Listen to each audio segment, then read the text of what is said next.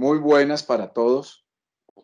Tenemos hoy otro invitado muy especial, que es el doctor Felipe Pinilla Acevedo, realmente Carlos Felipe Pinilla Acevedo, abogado javeriano de la mejor promoción que ha producido la Universidad Javeriana, compañero de pupitre de quien les habla, uno de los niños genios de nuestra promoción, de los más exitosos además desde el punto de vista profesional y personal, que con la generosidad que lo caracteriza, hoy nos acompaña para hablar de un tema que rara vez se trata dentro de los programas de derecho penal especial, es el tema de la urbanización ilegal. El doctor Felipe es además especializado en la Universidad de los Andes, tiene cursos de especialización en la Universidad de los Andes y ha sido profesor y es profesor de las universidades Javeriana y de la Sabana en el tema de obligaciones y de bienes, es decir, en materia de derecho privado. Muchas gracias, doctor Felipe, por acompañarnos. Bienvenido a esta que es su casa, porque esta es la Casa Javeriana. Pues en el nombre de la universidad, de nuestros alumnos y en el mío propio, pues una bienvenida muy, muy especial. Muchas gracias, doctor Juan Carlos, muy amable. Para mí de verdad es un placer y un honor estar aquí acompañando esta pequeña charla y por supuesto esto que nos une y que nos une también con nuestra queridísima universidad. Gracias, Felipe. Muy bien, pues sí, la idea es tener una conversación para tratar de integrar un tema que no por lo quizás ajeno a las materias del derecho penal tradicional, ya es un hecho que lo tenemos dentro de nuestra legislación penal especial, no deja de tener una importancia muy grande. Vamos a hablar del delito de urbanización ilegal contenido en el artículo 318 como un capítulo especial que se añade a los delitos contra el orden económico-social, como un capítulo especial de los delitos contra el orden económico-social. Y eso tiene unas razones desde mi punto de vista bien interesantes, porque evidentemente la construcción dentro de nuestro sistema económico se ha convertido en un motor de la economía y muy seguramente en estos momentos difíciles de situación de salubridad pública y de situación económica, pues será uno de las locomotoras que jalonen nuevamente la reactivación. Naturalmente eso ha hecho que tenga una perspectiva desde diversos aspectos muy importante y la que queremos tratar hoy en nuestra charla es la que tiene que ver con el derecho penal.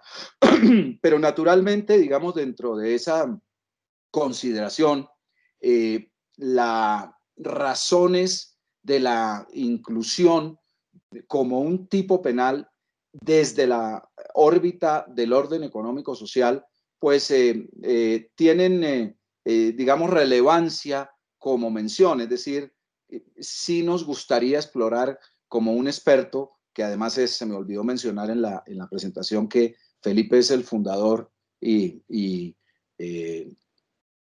uno de los socios principales de la firma de abogados más grandes que existe en materia de derecho urbanístico en el país. Sí, yo diría que es la más grande y la más exitosa con sobrados méritos. Entonces, desde la perspectiva del abogado que tiene la tutela, que tiene la asesoría en la asesoría de la industria en esta materia, ¿qué podemos señalarle a nuestros alumnos de por qué es importante la industria de la construcción para el orden económico-social y por qué eventualmente, desde luego que allí habrá mucha discusión por todo el problema de la expansión del derecho penal, pero por qué sí ameritaría tener un tipo penal que se refiera a los comportamientos de urbanización ilegal? ¿Por qué es importante la construcción, la industria de la construcción para el orden económico-social? En términos de empleo, en términos de gestión de desarrollo, en términos jalonamiento de la economía? Bueno, tal vez un primer elemento es el peso que representa la industria de la construcción de edificaciones. Ahí no estamos metiendo obras civiles, carreteras, sino de edificaciones en el Producto Interno Bruto de Colombia, y que puede llegar al 5% del Producto Interno Bruto de Colombia. Especialmente en materia de vivienda, que además tiene la connotación de ser un derecho muy importante y muy protegido por la propia Constitución. Aparte de representar casi un 5% del PIB, pues el país tiene un déficit cuantitativo en materia de vivienda que puede ser de alrededor de unos 4 millones de unidades, que todos los años se acrecienta, porque todos los años en el país se generan entre 300 y 400 mil nuevos hogares que están buscando vivienda. Y el país no es capaz de producir más de 100, 120 mil viviendas al año. De suerte que, siendo además una necesidad muy sentida de todos y cada uno de los colombianos, cuando un proyecto de urbanización de vivienda no cumple con los requisitos legales, pues quien termina pagando las consecuencias económicas y personales, pues es el ahorrador que pone su patrimonio, muchas veces el único que tiene, para conseguir una vivienda financiada a 15, 20, 25 años. Claro, sin contar el hecho de que muchas veces esos proyectos pues se manejan no solamente con el ahorro de las personas que aspiran a esa solución, sino también con el ahorro público, es decir, con el ahorro de las demás personas, en la medida que por regla general, por los costos, hay que acudir siempre a la financiación. Es decir, del problema social también hay un problema financiero, ¿no? Intuyo yo. Por supuesto, porque cualquier proyecto inmobiliario, cualquier desarrollo urbanístico inmobiliario en materia de vivienda y en materia de oficinas o de bodegas, pero fundamentalmente o principalmente en vivienda, que es tal vez el más importante, requiere apalancamiento del sector financiero, es decir, préstamos bancarios, préstamos al constructor. De otro lado, requiere los subsidios para la adquisición de vivienda, que son múltiples, porque hay subsidio a la tasa, hay subsidio en especie, hay subsidio en dinero, valores absolutos. Por el otro lado, la proporción que representa en el pago de la vivienda de los subsidios que son en dinero puede ser algo parecido al 15 o 18%, es una parte importante, y eso es un regalo del Estado para el adquirente de su vivienda. Y tal vez la tercera o el tercer factor importante en esto son las exenciones tributarias que existen para la construcción y producción de vivienda, porque hay exenciones en el impuesto sobre la renta, hay exenciones en el impuesto de alineación urbana, hay exenciones en el IVA para los materiales de construcción, por ejemplo, cuando se trata de vivienda de interés social, de suerte que los recursos son públicos, privados, del sector financiero, son las cesantías del adquirente, es el ahorro que tenga, claro que sí. Claro, claro. Y finalmente nosotros tenemos un poco dentro de nuestro sistema de significado, quiero decir los colombianos, el que parte de los logros de una vida de actividad económica es adquirir la vivienda propia, ¿no? Casi que como un factor de realización personal, ¿no? Que creo que también allí es interesante mencionarlo desde la perspectiva puramente individual, ¿no? Pero por supuesto, esa es la aspiración de todo colombiano, poder tener su vivienda propia, claro que sí. Y en eso, por ejemplo, existe un antecedente que tal vez es poco conocido y que hoy en día se encuentra vigente, y que es desde el año 68, la ley 66, que tipificó como delito la conducta de recibir dineros de los compradores para proyectos de vivienda sin contar con el permiso de ventas, que es una norma que está vigente todavía. Ah, qué interesante. O sea que podríamos decir que es una norma de cierta manera anexa al artículo 318. Claro, tiene una relación directa con ello,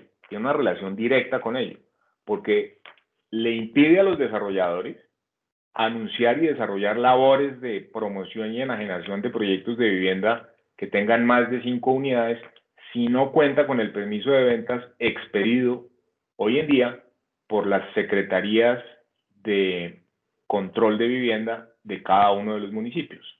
Y eso tiene unos requisitos concretos. Muy bien.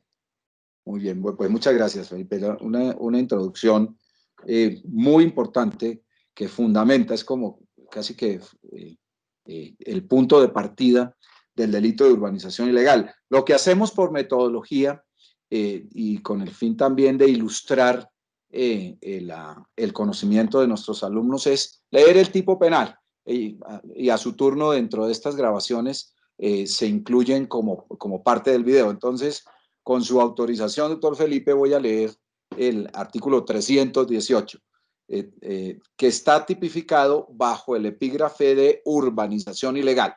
Es un poquito largo, pero ya con su sapiencia lo podremos ir integrando. El que adelante desarrolle, promueva, patrocine, induzca, financie, facilite, tolere, colabore o permita la división, parcelación, urbanización de inmuebles o su construcción, sin el lleno de los requisitos legales, incurrirá por esta sola conducta en pena de tanto a tanto. Cuando se trate de personas jurídicas, incurrirán en la sanción en los incisos anteriores sus representantes legales y los miembros de la junta directiva cuando hayan participado en la decisión que traiga como consecuencia la conducta infractora descrita. La pena privativa de la libertad señalada anteriormente se aumentará hasta en la mitad cuando en la parcelación, urbanización o construcción de viviendas se efectúen en terrenos o zonas de preservación ambiental y ecológica, de reserva para la construcción de obras públicas, en zonas de contaminación ambiental de alto riesgo o en zonas rurales. Y el parágrafo señala: el servidor público que dentro del territorio de su jurisdicción y en razón de su competencia, con acción u omisión, diere lugar a la ejecución de los hechos señalados en los incisos 1 y 2 del presente artículo, incurrirá en inhabilitación para el ejercicio de derechos y funciones públicas de tanto a tanto. Entonces, pues nuestra costumbre, doctor Felipe, es hablar un poquito de los elementos del tipo, de la manera como nos lo enseñó en su oportunidad ya hace muchos años el maestro Bernardo Gaitán, hoy bajo una perspectiva, digamos, un poquito más compleja, no tan sencilla como nos lo enseñó el maestro Gaitán.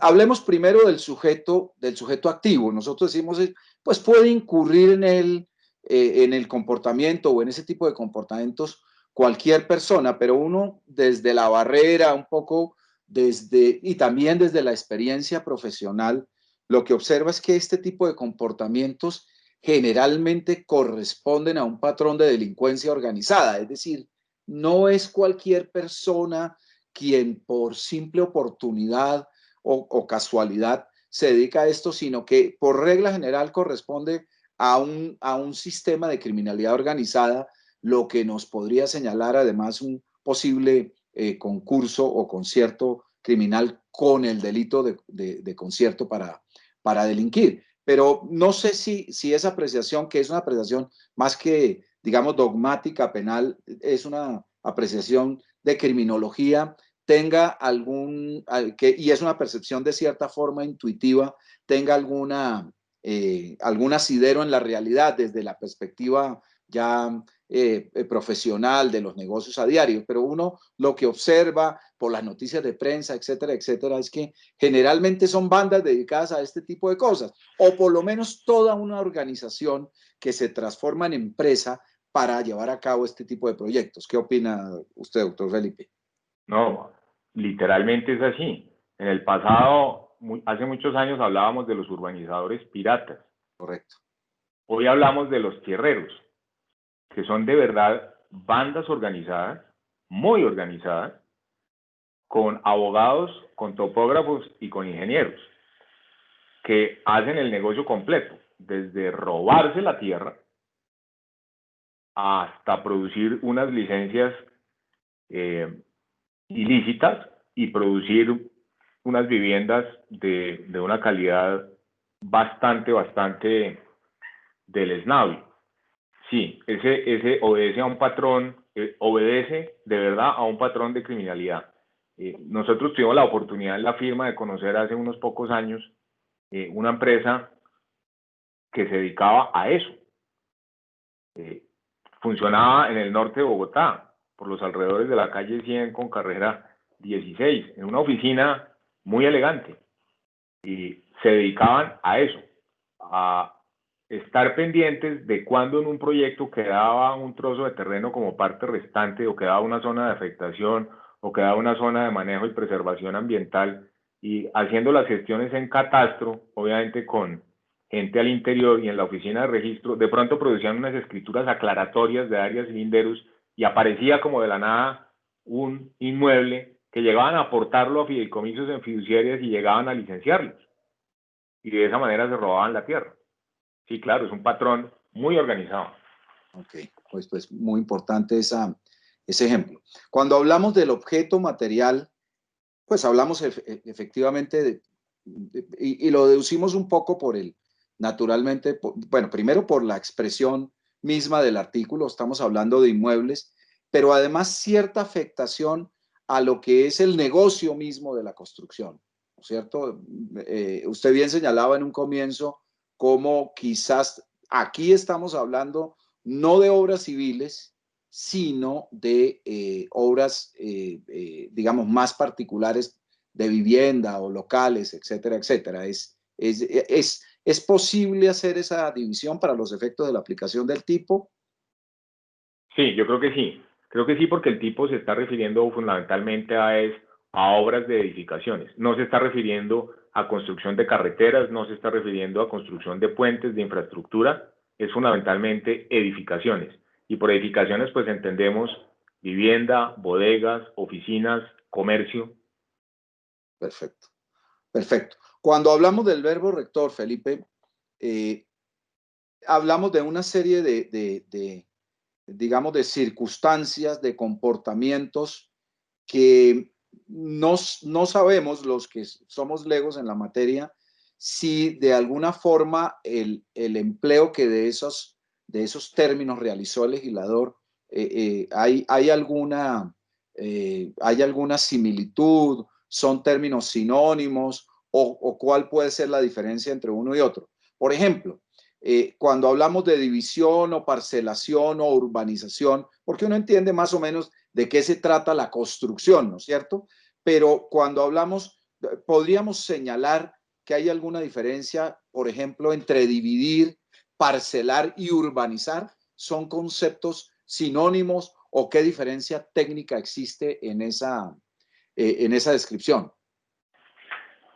Sí, son términos técnicos distintos entre sí, porque dividir un inmueble significa obtener una licencia de subdivisión para que una matrícula inmobiliaria, de ella surjan varias matrículas inmobiliarias. Y es un trámite muy específico que se llama licencia de subdivisión y que no implica la realización de ninguna obra. Sencillamente, subdividir un inmueble. Convertir un lote de terreno grande en varios lotes pequeños, eso es subdividir, sin realizar ninguna obra. Parcelar. Parcelar es una expresión que se refiere únicamente a terreno rural, porque los terrenos pueden ser rurales o pueden ser urbanos o pueden ser suburbanos. Se refiere únicamente a aquellas subdivisiones que se hacen en terreno rural, pero que se ejecutan unas obras de urbanismo para adecuarlas, como por ejemplo un acceso, alumbrado, alcantarillado. Eso significa parcelar en suelo rural. Y urbanizar. Cercar también es una manera de expresión de la parcelación, el poner cercas. No, esa es otra expresión técnica que es el cerramiento, que requiere también una licencia de cerramiento, que es distinta, Okay. porque ahí el inmueble no se está dividiendo. Y la urbanización es un concepto meramente urbano. La licencia de urbanismo o licencia de urbanización significa poder dividir el inmueble en zonas privadas y en zonas públicas y ejecutar las obras que permitan convertir, lo voy a decir coloquialmente, convertir un potrero en un lote. Entonces se le hacen los andenes, se le hacen las vías de acceso, se le pone la iluminación. Eso ya es urbanizar, siempre y cuando sea en terreno urbano. Correcto, correcto. Bueno, y la construcción, pues casi que la entendemos de manera naturalística, ¿no es cierto? Porque uno ve cómo va creciendo la obra, pero digamos cómo podemos diferenciar la construcción de la parcelación, perdón, de la urbanización propiamente dicha, en la medida que ambas implican cierta transformación del inmueble, cierta transformación del terreno. ¿Cuándo se entiende que la construcción va más allá de la simple urbanización? Digamos que son dos fases en general, la del urbanismo y la de la construcción.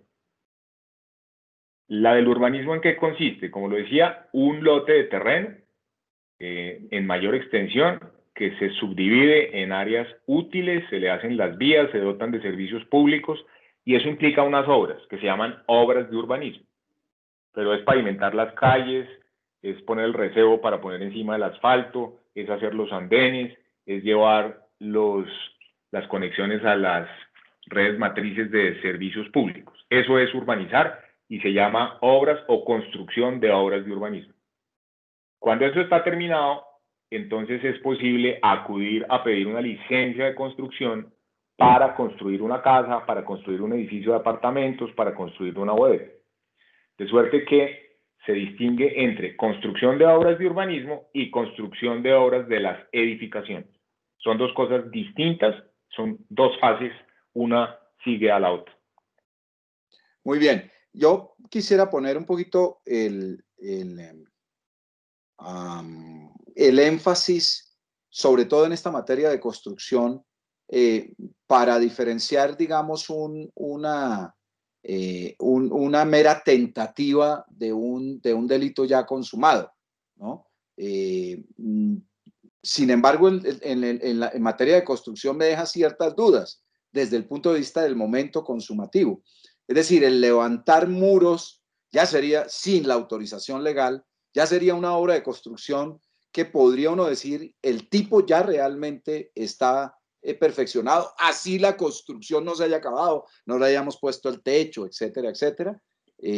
O es necesario, ¿cómo aprecia usted? O es necesario considerar, por ejemplo, en materia de delito consumado, que la construcción deba estar, digamos, llevada por lo menos hasta un punto mínimo. Es decir, por ejemplo, ya podría yo decir que hay una labor de construcción con las labores de cimentación. Sería interesante conocer su opinión sobre ese particular. Claramente sí. Okay. Claramente sí, porque es más, las normas urbanísticas señalan que usted no puede echar una palada de tierra sin licencia de construcción. Perfecto. De suerte que cualquier cosa que se haga dentro del lenguaje técnico del urbanismo, cualquier cosa que se haga, la primera palada de tierra, si no tiene la licencia, ya está haciendo o cometiendo una infracción urbanística y en consecuencia la infracción del tipo. Correcto. Porque habla de, pues, por lo que señala, que sin sujeción a las normas legales. Claro. Gracias, Felipe. Me parece clarísimo eso y muy importante. Es decir, no es necesario acabar el inmueble, acabar, digamos, la construcción, ponerle los enchapes, es decir, la obra blanca que llaman y tal, para entender el tipo ya perfeccionado. Muy bien. Gracias, Felipe. Muy bien. Vamos entonces a lo que los penalistas llaman el ingrediente normativo del tipo, que en este caso es la forma de integrarlo y que es, digamos, lo que más desconoce un penalista al acercarse y cualquier persona, por supuesto, mucho más a este tipo penal. Y es que esas labores que ya usted nos las ha descrito con tanta claridad de división, de parcelación, de urbanización de inmuebles o de construcción, se realicen sin el lleno de los requisitos de ley. Ese es el ingrediente normativo del tipo y además un ingrediente en blanco, porque obviamente pues sería imposible integrar el tipo sin una verificación de las normas que regulan esos requisitos.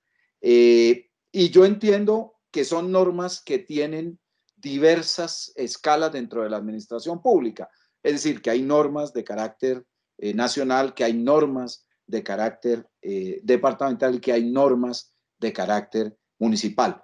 De una manera, digamos, digamos, lo más pedagógica posible, ¿cómo podríamos hacer un resumen de esas normas, doctor Felipe? Bien, ese es un tema verdaderamente complejo,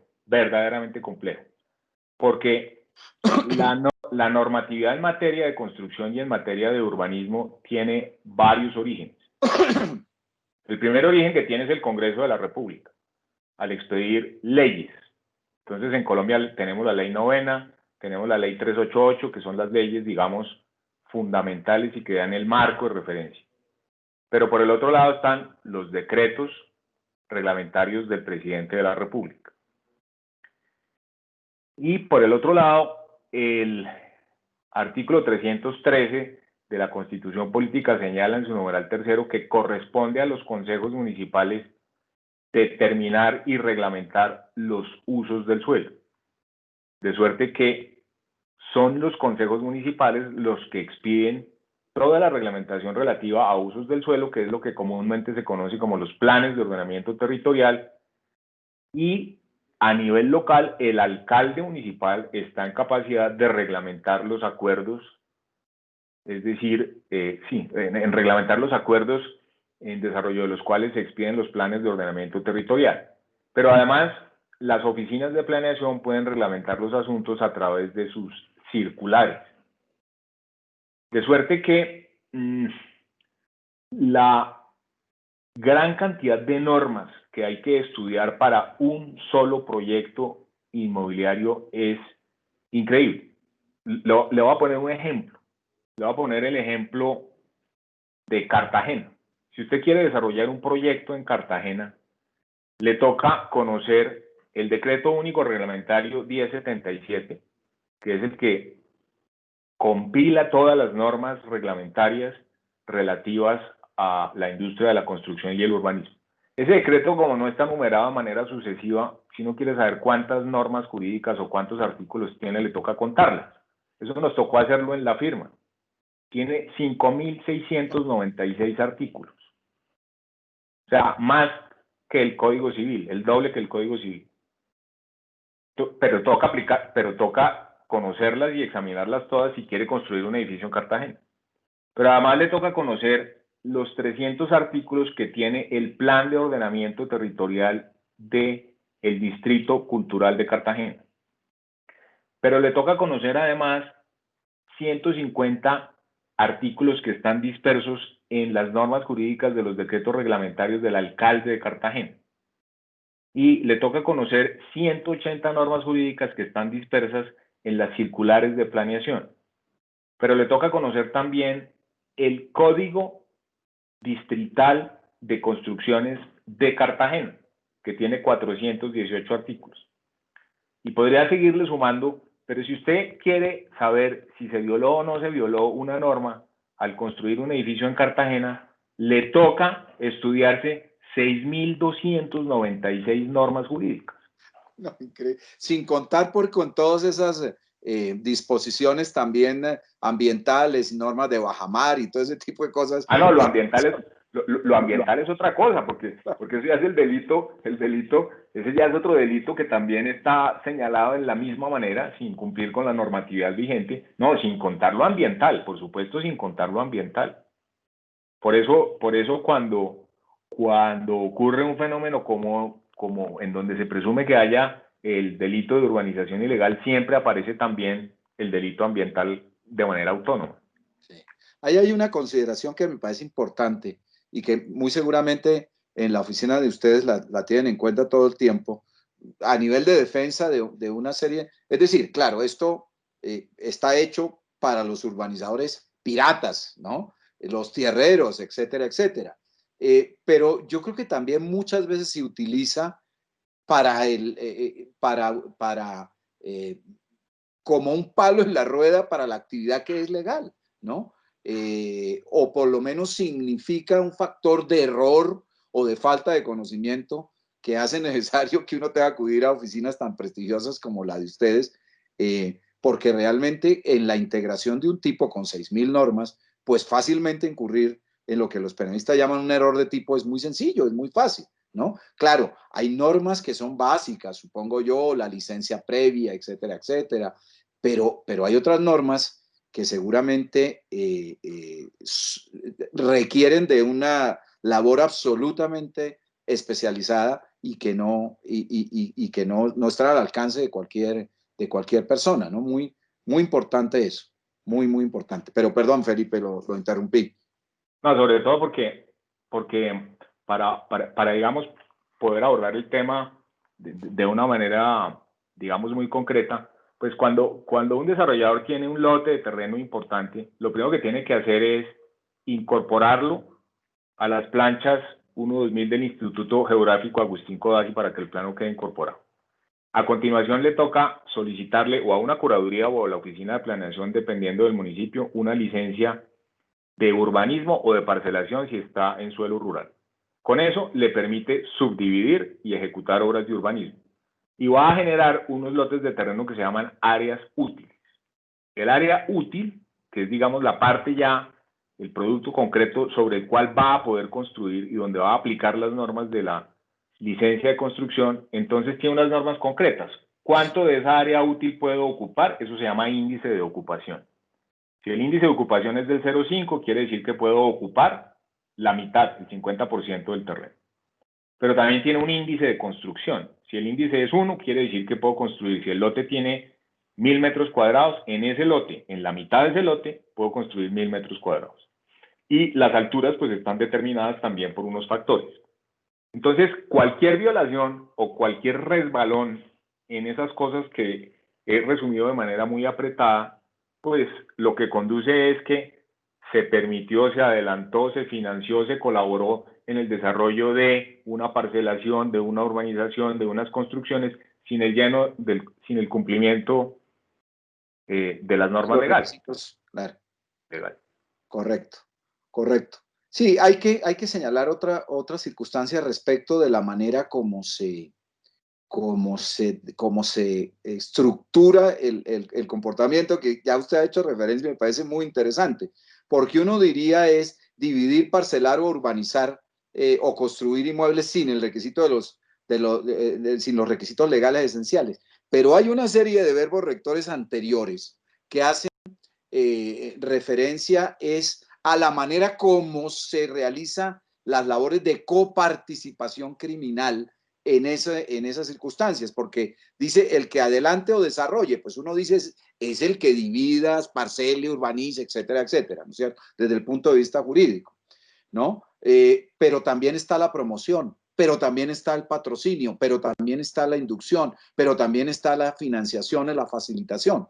Lo que hay realmente de entrada allí es una equiparación de todas las actividades de coparticipación criminal que no son iguales a la coautoría material, ciertamente, ¿no es cierto?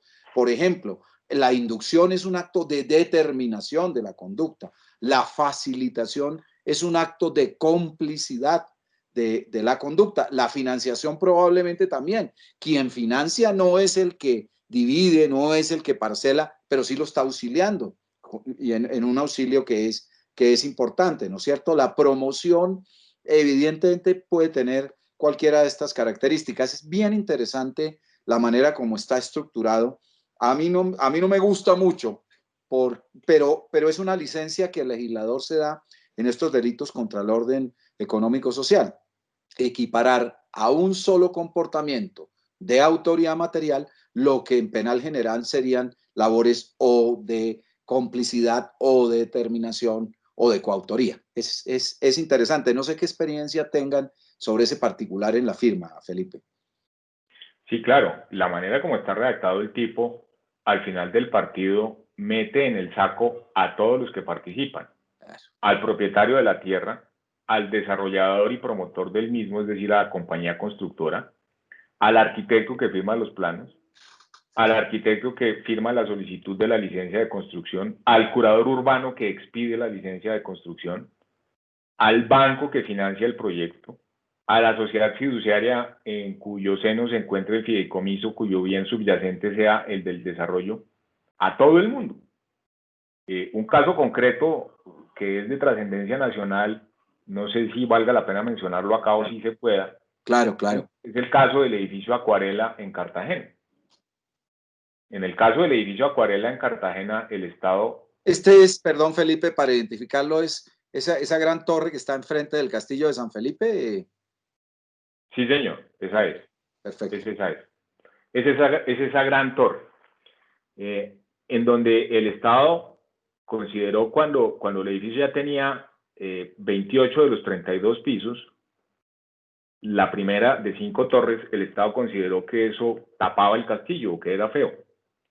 Y entonces se vino con todo y denunciaron por el delito de urbanización ilegal ¿a quién? Al curador urbano, denunciaron por el delito de urbanización ilegal al constructor y desarrollador, denunciaron por el delito ambiental, y no obstante que el edificio se encontraba licenciado y cumpliendo, digamos, con los requisitos, las conductas punibles fueron endilgadas a muchos de los actores o a varios de los actores. No se metieron con la sociedad fiduciaria ni se metieron con los bancos que financiaban eso. Se metieron con el constructor, el desarrollador, el diseñador, el curador que expidió la licencia. De acuerdo. Qué interesante eso. Además, es compatible de cierta manera, y sería muy, muy importante hablarlo, con los términos del parágrafo, porque nos habla de las sanciones para el servidor público, ¿no? Dice que se vincula ese comportamiento de acción o omisión cuando dieren lugar a la verificación de estos hechos punibles, pero la sanción es apenas de inhabilitación. No sé cómo habrá ocurrido allí en el edificio de Cartagena en relación, por ejemplo, con el curador, si se habrá vinculado su responsabilidad por la vía de un prevaricato, etcétera. Pero el parágrafo está reglamentado de tal manera que me parece que le da una defensa al servidor público, porque a pesar de tener una participación directa, lo sustrae digamos, de los tipos de la penalización principal, que es la que se da al constructor, etcétera, etcétera. Seguramente sería interesante conocer si la vinculación de la responsabilidad en un negocio de esto realmente se rige por el parágrafo o si ha acudido a otros temas como el prevaricato por acción o por omisión, etcétera. Sí, por supuesto que se acude también al prevaricato. En el caso de Cartagena, al curador urbano, la acusación fue por prevaricato. Además, okay. fue un asunto en donde en las audiencias que se surtieron con ocasión de la privación de la libertad del curador y del constructor y del desarrollador ante jueces de control de garantías, la razón por la cual finalmente a estos imputados y acusados, el juez tercero penal municipal de Cartagena les concedió la libertad cuando se adentró en el mare magnum de las normas jurídicas y en el mare magnum de la cantidad de artículos, incisos, etcétera, que había necesario tener en cuenta para la expedición de las licencias. Y el señor, después de estudiar esos 6 días, dijo: aquí hay unas licencias que están expedidas y que tienen presunción de legalidad, y el edificio está construido de conformidad con las licencias. En consecuencia, debo decretar la libertad de estos señores. Claro. O sea, ¿no? Pero le significó meterse en las 6.296 normas jurídicas que hay que estudiar para desarrollar un proyecto en Cartagena. Claro. Qué interesante. Qué interesante. Él intuyó un posible error de tipo, ¿no? En el comportamiento final y bueno, muy interesante, ¿no? Muy interesante porque de ahí seguramente derivó que no se cumplían las previsiones constitucionales o los propósitos constitucionales de la privación de la libertad. Bueno, muy interesante. El segundo inciso para mí, doctor Felipe, me parece que es una reiteración de lo que venimos hablando, que es el esquema de responsabilidad en las personas jurídicas totalmente antitécnico desde la perspectiva, o por lo menos reiterativo de los principios generales desde la perspectiva del derecho penal general, porque decir que los representantes legales o los miembros de la Junta serán vinculados si participan, pues bueno, para eso no había necesidad de hacerlo expreso. Quizás es una mención también, digamos, de prevención general como la de la primera parte, que usted dice, finalmente todo esto resulta vinculando a todas las personas que participan en la cadena exterior y también al interior de las sociedades, porque muchas veces son proyectos que se desarrollan a través de personas jurídicas, pero no era necesario ponerlo de esa manera, ¿no? Ya la Corte Constitucional, ¿no? Para otros procesos declaró inexequible la simple presunción de que el representante legal o los miembros de la Junta Directiva por sí mismos, por solo tener ese hecho, son responsables, porque allí hay la aplicación de un principio proscrito dentro de nuestro sistema, que es el de la responsabilidad objetiva. Es, bueno, en tanto participen. No había necesidad de decirlo, pero la norma quizás quiso ser estricta como lo planteamos en la primera parte. Y finalmente, doctor Felipe, ¿qué podemos señalar en relación con las circunstancias de agravación por los lugares específicos en donde se realizan esos comportamientos? Vale decir, terrenos o zonas de preservación ambiental y ecológica, reserva para la construcción o zonas de contaminación ambiental o zonas de alto riesgo o en zonas rurales. ¿Qué le parece importante para nuestros alumnos que sepan en relación? Obviamente, la integración va incluso mucho más allá del derecho urbanístico, ¿no es cierto? Va también al derecho ambiental, etcétera, etcétera. Pero desde la perspectiva de la experiencia de la firma en eso, ¿cuál sería una buena manera de expresar, primero, las razones que casi que saltan a la vista y segundo, un poquito la definición de esas zonas especiales en donde lo que parece evidentemente es haber una prohibición de desarrollar este tipo de actividades?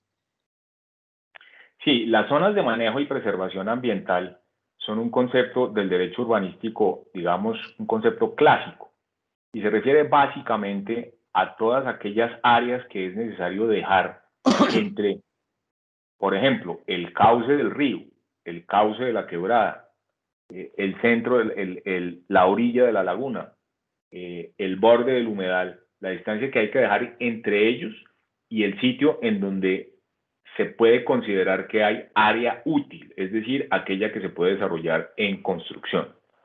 Para eso existe una norma nacional que sufre modificaciones, que sufre interpretaciones y que señala que debe haber por lo menos 300 metros al lado y lado, medido desde el eje del cauce del río, y básicamente eso es lo que se entiende por una zona de manejo y preservación ambiental, porque lo que hace es evitar que las construcciones se le monten encima a aquellos recursos ambientales o de la naturaleza que es necesario manejar para que las aguas fluyan, para que no haya contaminación ambiental, etc. Felipe, una pregunta, perdón la interrupción. Las zonas de bajamar, las playas, las playas pues en los océanos, cumplen también con esa característica. Sí, por supuesto, es un concepto distinto, pero Okay. cumple con esa característica y existe lo que se llama la línea de bajamar, Okay. a partir de la cual se cuentan esos metros de los que hemos hablado, finalizados los cuales se puede empezar a construir. Muy bien. Por supuesto que sí, esa es una parte muy importante, la línea de bajamar. Las zonas de alto riesgo, porque es que en todos los planes de ordenamiento territorial, lo que se llama el DTS o documento técnico de soporte, existen los planos del municipio, no solamente aquellos en donde están señaladas las zonas de manejo y preservación ambiental, las zonas de afectación, etcétera, sino que están señaladas aquellas zonas que implican un alto riesgo el ser construidas allí, porque tienen un riesgo alto de remoción en masa o porque tienen un riesgo alto de sismicidad o porque tienen un riesgo alto de inundación. Hay que tener en cuenta entonces las cotas de inundación, etcétera. Construir en esas zonas, pues, tiene que ser una agravación, porque aparte de poner en riesgo a las personas a quienes se les va a vender allí de manera fraudulenta una vivienda, pues está dañando el ecosistema y está dañando a la sociedad entera. Bien. Perfecto. ¿Y las zonas rurales? La zona rural, en suelo rural se puede construir con unos requisitos mucho más rigurosos. Lo señalábamos al comienzo cuando hablábamos de la licencia de parcelación, que es la licencia que permite dividir y ejecutar obras de urbanismo en suelo rural. Por supuesto que allá los índices de ocupación son mucho menores, los índices de construcción son muchos menores, las alturas son mucho menores, los requisitos para llevar los servicios públicos son mucho más estrictos. De suerte que el cuidado allí es que la norma urbanística, la norma de construcción es mucho más estricta en suelo rural, precisamente por la incidencia directa que tiene con la preservación y el manejo del medio ambiente. Perfecto. Perfecto. Pues bueno, Felipe, creo que hemos hecho una aproximación que por lo menos para los penalistas es de una profundidad única sobre un delito que tiene muy poco tratamiento dentro de nuestra doctrina. Esa es una realidad. Y además de mano de semejante autoridad en la materia, lo cual pues no nos deja sino un profundo agradecimiento, un deseo de que podamos realizar este tipo de charlas ya de manera presencial cuando todas estas circunstancias de salubridad pública terminen, y el beneplácito de poderlo ver después de algún tiempo y de apreciar nuevamente esa sapiencia que siempre lo ha caracterizado. Muchas gracias en nombre mío y en nombre de mis alumnos y de la universidad, doctor Felipe. No, muchísimas gracias a ti, Juan Carlos, muchas gracias a los alumnos, queridos muchachos y muchachas, porque hay que ser inclusivo. De verdad, un rato muy agradable y todo el afecto para los queridos alumnos de nuestra amada Pontificia Universidad Javeriana.